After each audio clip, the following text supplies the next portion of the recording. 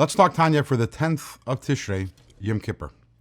In the Tanya of the last few days, we've explained how the Ein Sof, the infinite light of God, unites with Malchus, the lowest level of Atzilus, in order to create something from nothing. And today we are going to take this a little lower. We're going to enter the system of creation itself.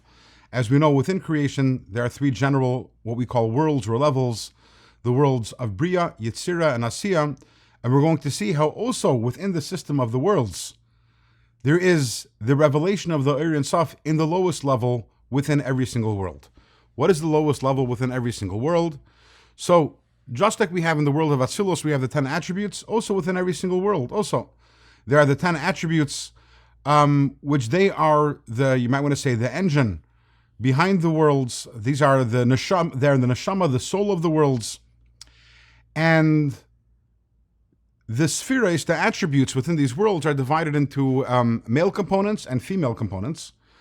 The female component of every single world, by the way, is Malchus. That's the primary female component. And when there is the yichud, the unity between the male components, the male attributes, and Malchus, that gives birth or creates all of the creations within that world, and also, by the way, the world beneath it.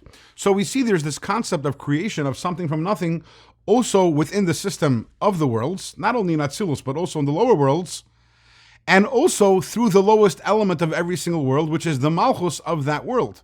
And the obvious question is, we've established time and again throughout this chapter, that creation, something from nothing, is only within the ability of God himself, or the infinite light of God. So we get how that works in the world of Atzilus, because the world of Atzilus is a world of godliness. But here we're talking about the system of created worlds. So how is it possible to have creation something from nothing?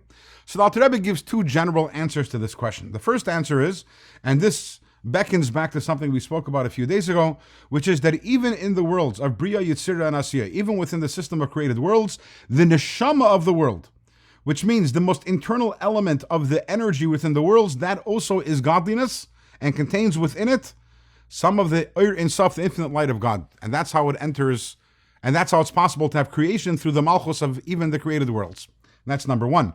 Number two, the Alter Rebbe tells us that if we zoom out a little, and instead of thinking about the limited energy which enters the whole system of creation, including, by the way, also the limited energy in the world of Atzilus, but if we go even higher, we have the light of what's called Sovev Kalalman, which is the infinite light of God.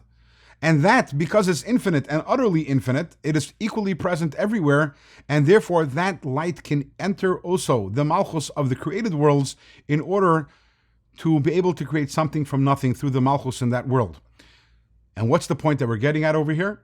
Is the fact that we see that within the system of worlds, the Malchus, which is the lowest level of every single world, is able to create something from nothing.